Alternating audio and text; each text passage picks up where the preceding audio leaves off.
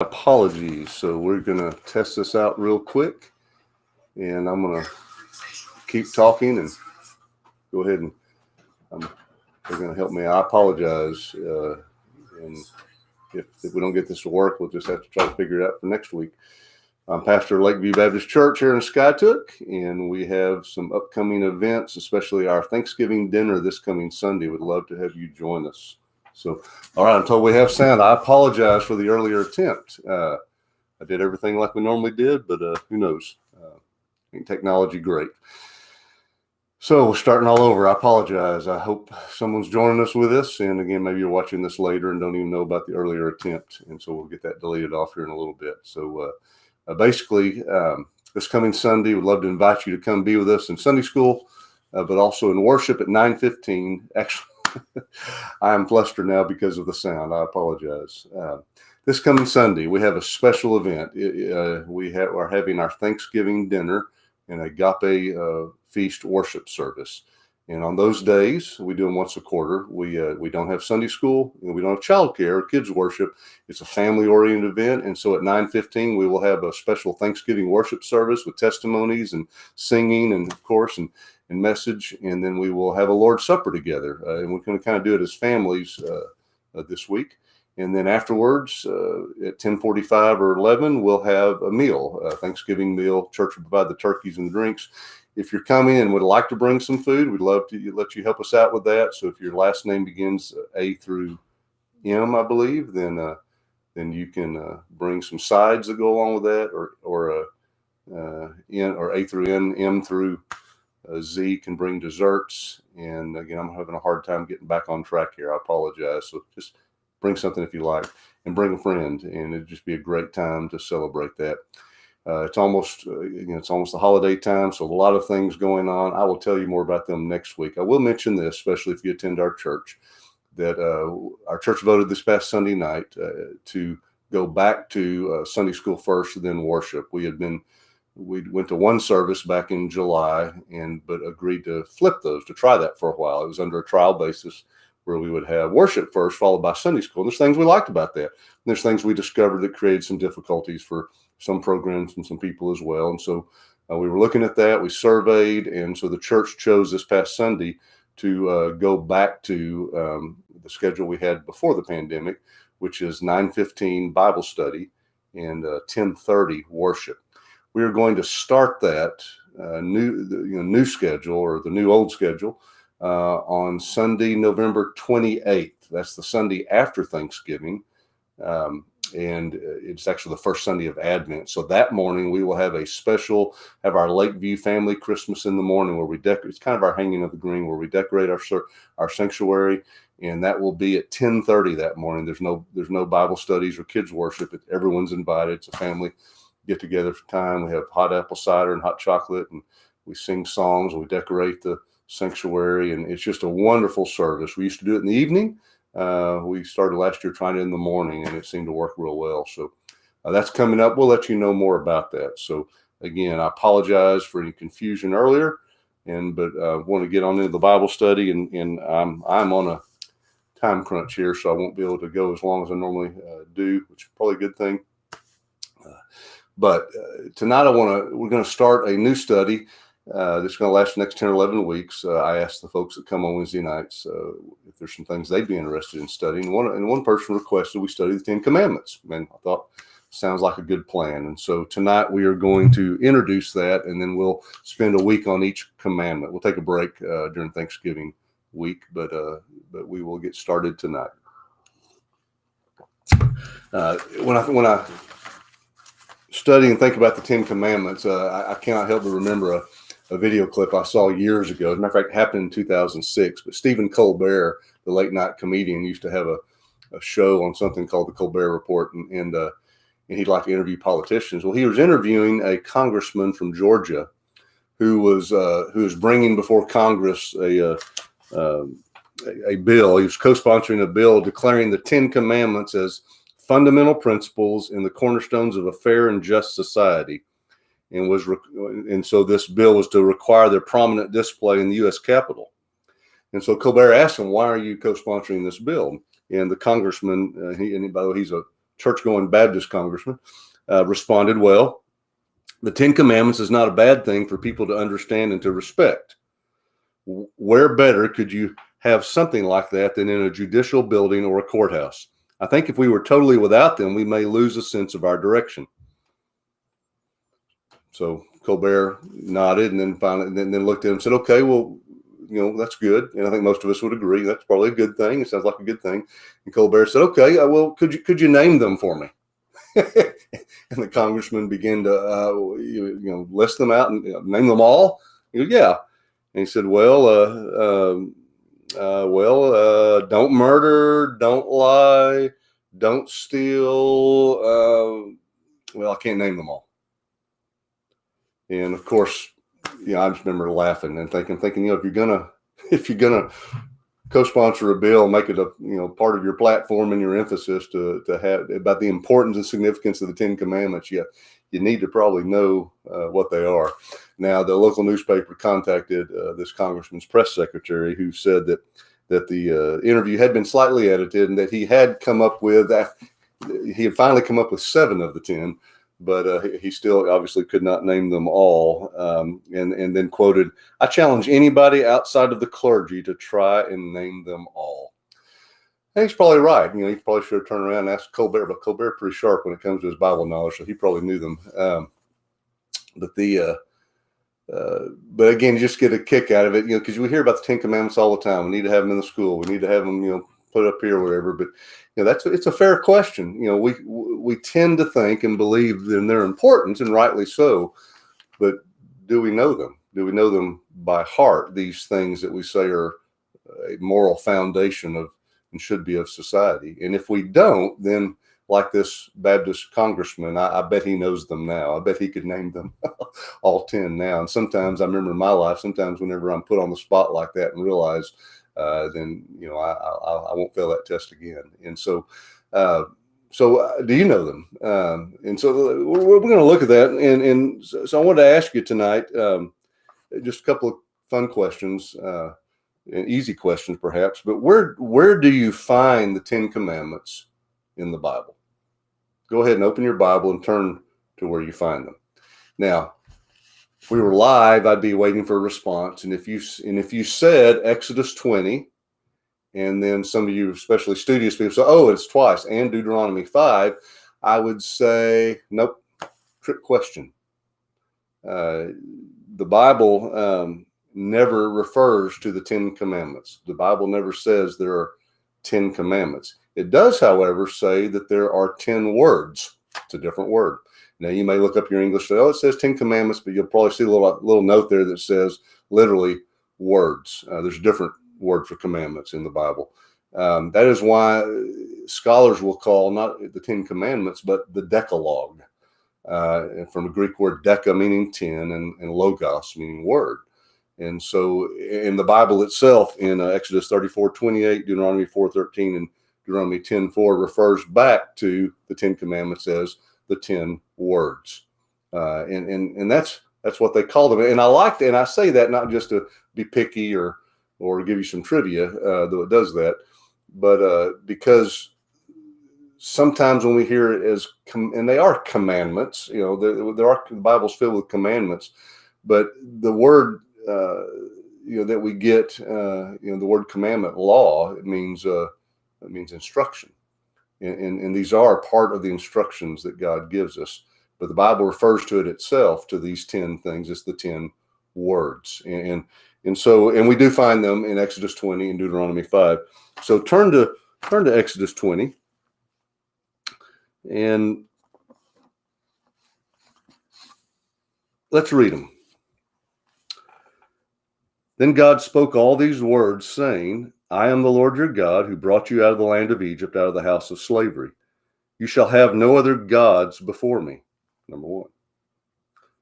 Number 2, you shall not make for yourself an idol or any likeness of what is in heaven above, or on the earth beneath, or in the water under the earth. You shall not worship them or serve them, for I, the Lord your God, am a jealous God, visiting the iniquity of the fathers on the children, on the third and the fourth generations of those who hate me, but showing loving kindness to thousands, to those who love me and keep my commandments. 4. You shall not take the name of the Lord your God in vain, for the Lord will not leave him unpunished who takes his name in vain.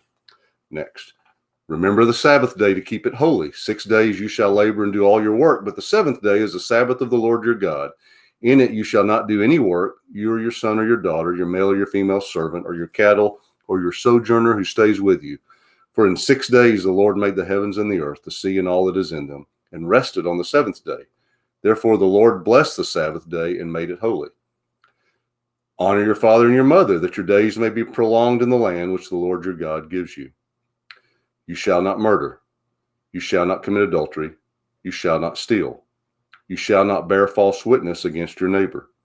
You shall not covet your neighbor's house. You shall not covet your neighbor's wife, or his male servant, or his female servant, or his ox, or his donkey, or anything that belongs to your neighbor. And there we have the 10 commandments, or the Decalogue, the 10 words. Which one's your favorite?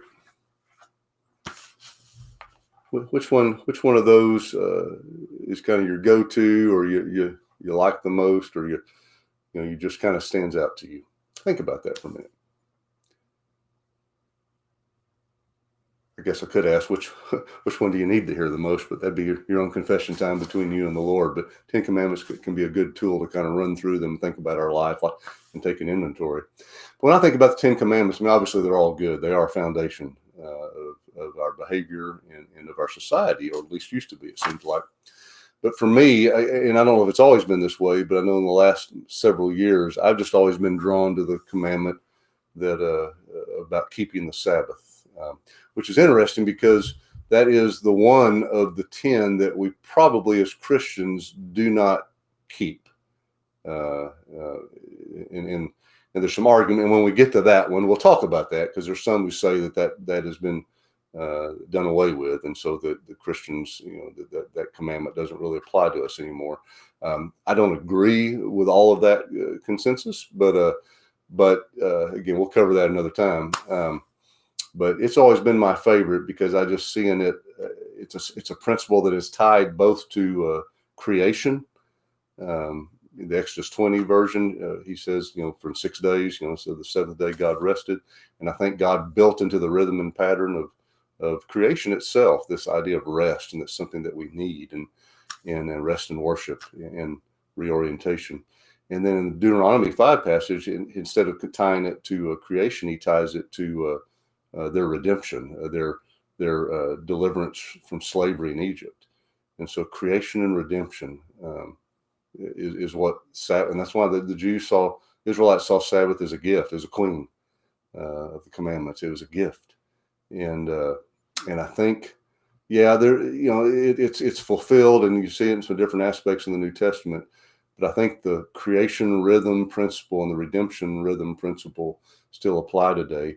And I would love to, when we get to it again, I'll talk more about it. But Sabbath is something that I want to practice more, and I want to try to lead my church to practice more. And I think that we need in many forms and facets. So that's my favorite. And think about what yours is. If you come in person tonight, I'll let you share what that is. The question always comes up, or at least if you start studying the 10 Commandments, then one of the key questions is, and I've already kind of alluded to it with the Sabbath commandment, is do the 10 Commandments still apply to us today? And that's a key question. And man, I spent a couple hours studying that today, and it could continue on. And to be honest with you, I struggle just to have the time to figure that question out, because you think some of you would say, well, that's a simple one. Of course it does. 10 Commandments. That's why the congressman wants to put them in the Capitol, and that's why we think they're so important. Okay. Then there's others who say, no, the New Testament's pretty clear, especially some of Paul's comments and some of his letters, that the commandments were good, but they've been done. They've been fulfilled. They don't apply to us anymore. We are no longer under the law, but under grace. And so that doesn't mean we think that they're wrong, but we don't have to obey them. And so there's kind of those two extremes, and I'm really kind of somewhere in the middle. But that's an important question: is do we have to obey them? And then even in the question of that, of course, here's the 10 Commandments, but a lot of people see them as a summation of all 613 commandments in the Old Testament, and especially in the Torah, as these being the kind of the summation, the key ones there. And and the others kind of build case law and other things off of that. They'll divide them into different types, and there are different types, and there might be ceremonial and moral, and then I think there's a third category that is often used. Can't remember what that is, but and so some would say, well, obviously the sacrificial, the blood sacrifice, and the ceremonial type things in Christ are fulfilled, so we don't have to do those anymore. And I think most of us agree we're not having to do animal sacrifice anymore because Christ was the once for all sacrifice. And then there's other strange commandments, about purity laws, and about things not having two different types of material in your tunic, and some of these strange rules, of course, ham, you can't eat pork and other unclean things, and we can point to the New Testament, see where some of those, Jesus directly addresses that, and Peter addresses it, and the Jerusalem Council addresses that in circumcision laws, and so we see that there are some of these laws in the Old Testament that don't seem to apply to us anymore. Of course, we're talking about the Ten Commandments, but some would put then the commandment about Sabbath in that one of the reasons that out of the 10, that's the one we don't keep anymore, because we don't have to keep it anymore. And so they would put that in more of a ceremonial type law that we've been freed from. So that's an important question. Kind of the foundation of that question is, who are these commandments for? And here I'm talking about the 10 commandments, the 10 words, but also all of the way they work out, all of the commandments in the Torah. Who are they for?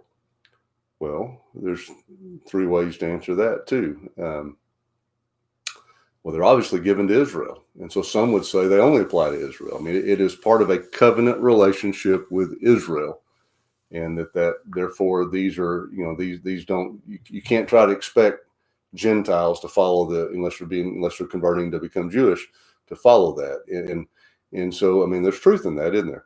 And then some would say, well, no, they apply to Israel and to the church, as the church is being, in a sense, the new Israel, or the fulfillment of that. That's part of the mystery of the gospel, is that God was creating one new man out of the two. And so you have both Jews and Gentiles together, the barrier broken down. So now we're all the people of God. So they would say that the 10 Commandments are part of a covenant agreement.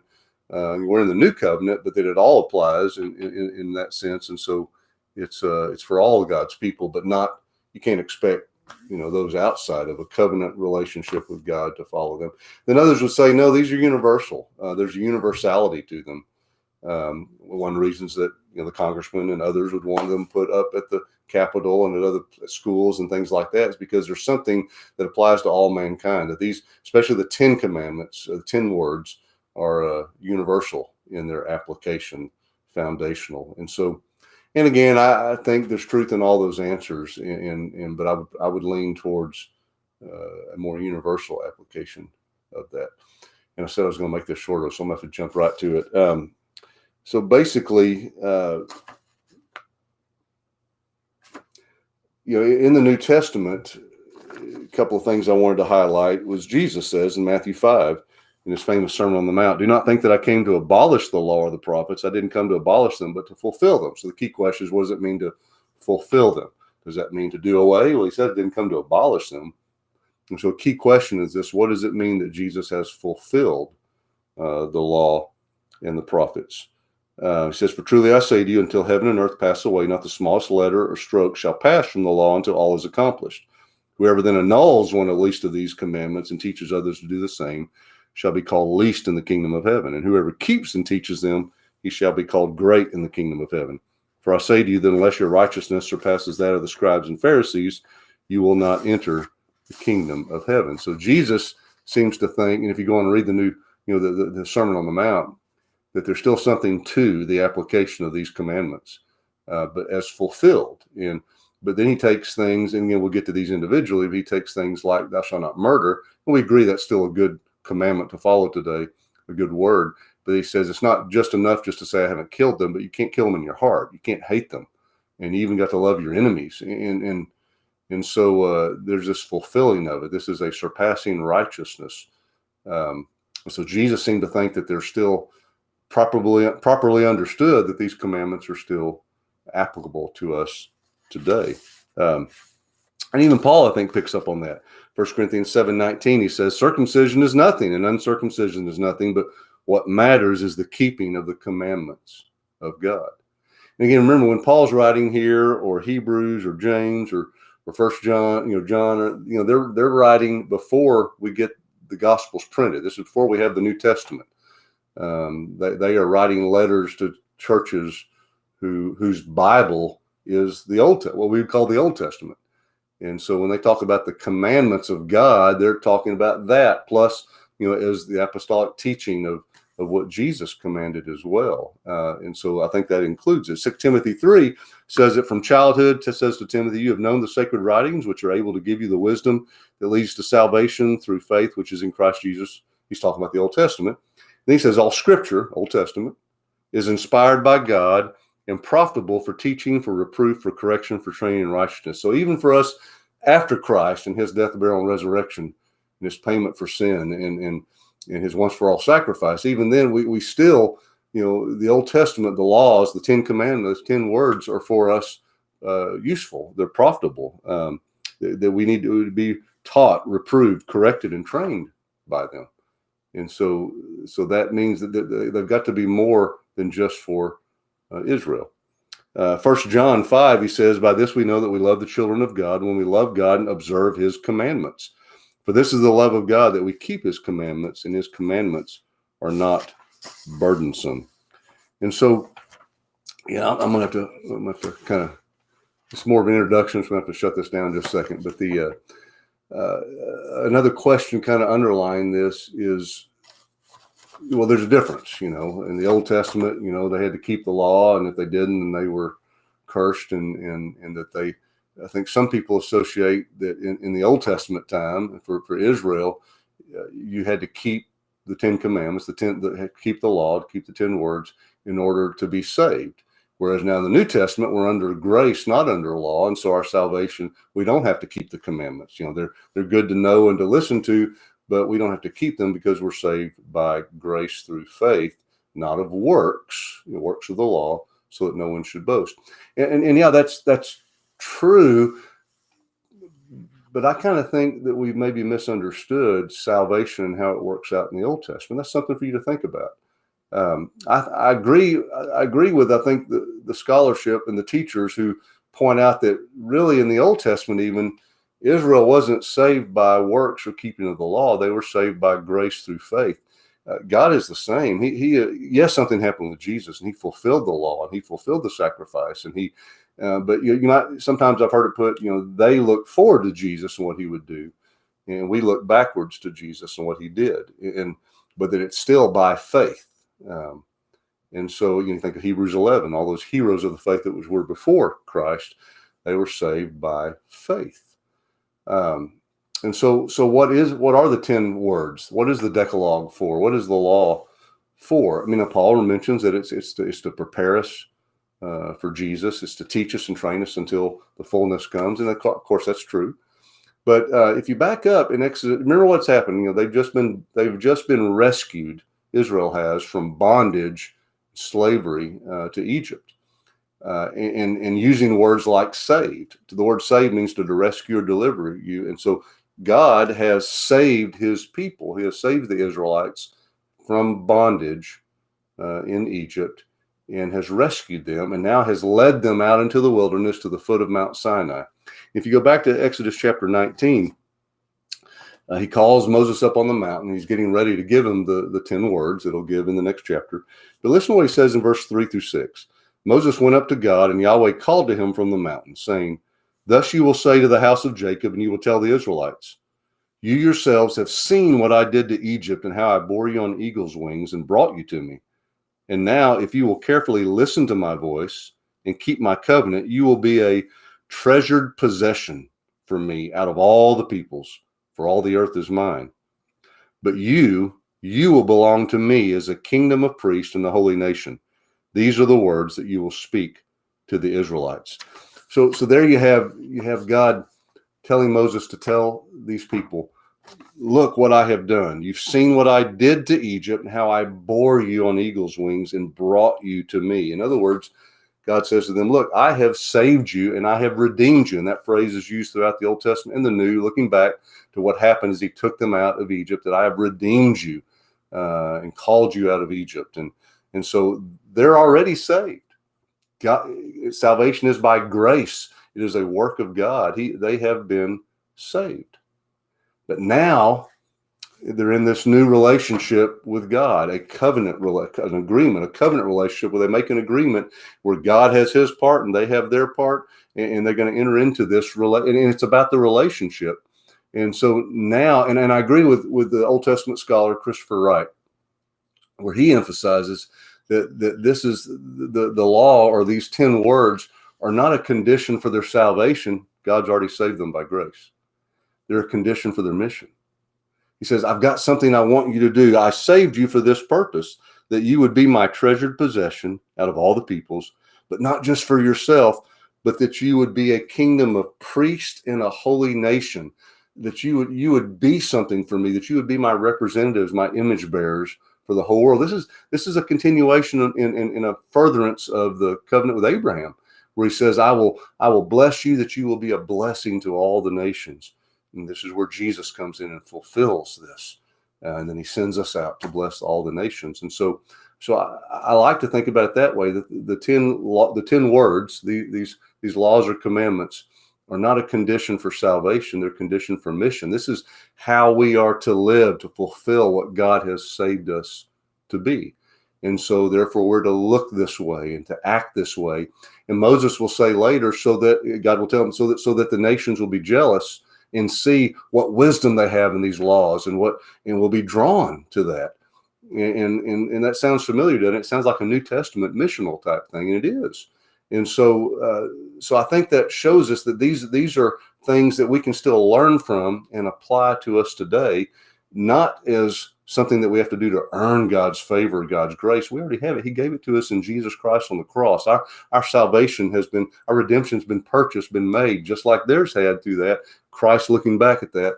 But now we're given commandments. We still have commandments, both in the New Testament and in the Old, that we are to learn from and apply today to show us how to live as God's people, bearing his image and shining his light, being light and salt to the world. And so I think that these are for our mission, to show us how to live. I like what Heath Thomas, who is the president of Oklahoma Baptist University, but before that he was an Old Testament scholar, and he says in a book, he mentions this. He's noting that the Bible will not let us off the hook about our sin, and then he points to the 10 Commandments and he says, although they were given to Israel, they still express God's universal moral law for us today. Even in instances in which Israel's particularity is mixed in with universal moral law, the universal aspect of the law still stands. And then he gives examples. So even though the command not to covet focuses on ancient Near Eastern Israel's oxen and their donkeys and their female servants, the universality of that command extends to contemporary Western automobiles, beach houses, and job contracts.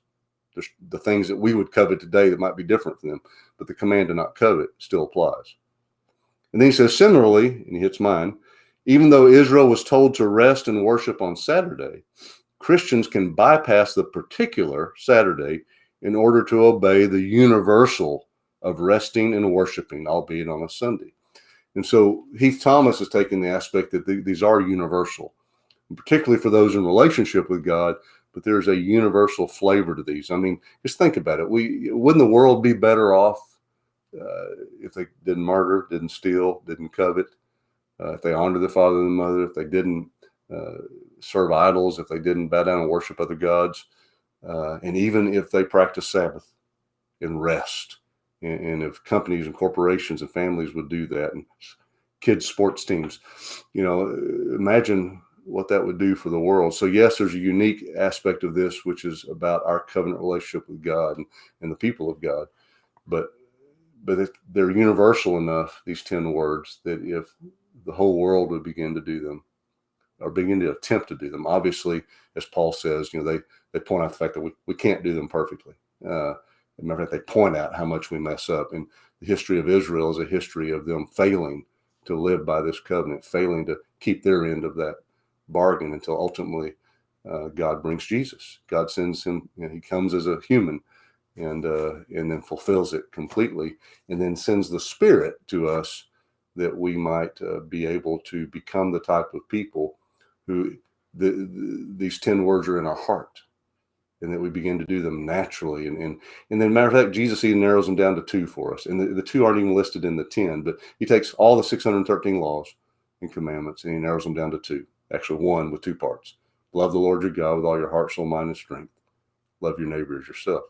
Love, he says, is the fulfilling of the law and of these commandments. And that's what they're all about. Love for God, love for others. It's what John talks about in 1 John, that we say we love God, but we treat others this way. No, to love God and to love others is 2 sides of the same coin, and that is the fulfilling of the law. So one other Professor Carmen Imes, an Old Testament scholar, I like what she said as well, where she describes that the law was never the means by which Israel earned God's favor. The Israelites were saved the same way we are, by grace through faith. But their obedience expressed their covenant commitment or allegiance to Yahweh. And that's what we've been talking about. But then she uses this analogy, so maybe this will help. She says, the Old Testament laws, in these 10 words, they are the house rules for Yahweh's family. They ensure peace between family members. They are not the main thing, but rather the backdrop for the main thing, which is the loving relationship between God and his people. We don't have families so that we can do chores and have rules. We do chores and have house rules to facilitate life in the family. And so there she's kind of emphasizing that aspect of these apply to God's covenant family. Heath Thomas is emphasizing yes, but also there's a universality to it. And that's kind of where I am. I think we need to hold those both there. So ultimately, the answer to the original question is, are they for today? Yes, I think they are. Properly understood that we, just like they, are not doing these to somehow earn God's favor or to earn our salvation. We are saved by grace through faith, not of works. But as James reminds us, and as Paul teaches, the true, genuine saving faith is a faith that works, that enables and empowers us to live out these 10 commandments and begin to move towards that. So I'm looking forward to these next 10 weeks. We'll look at these commandments, maybe learn some things and learn how we can apply them in our daily lives. So thanks for joining me. Father, thank you for this time. And Lord, I just pray that you would bless our efforts to study your word. And I thank you for these 10 words that you gave to Moses and to your people. May we learn from them. May they challenge us, Lord. And may we become more and more like Jesus, who fulfilled the law. And we thank you for his sacrifice for us. We thank you that we are indeed of grace and mercy. And we thank you for that. But Lord, give us a heart and a desire to keep and obey your commandments, demonstrating our love for you and others. In Jesus' name I pray. Amen. God bless you. Thanks.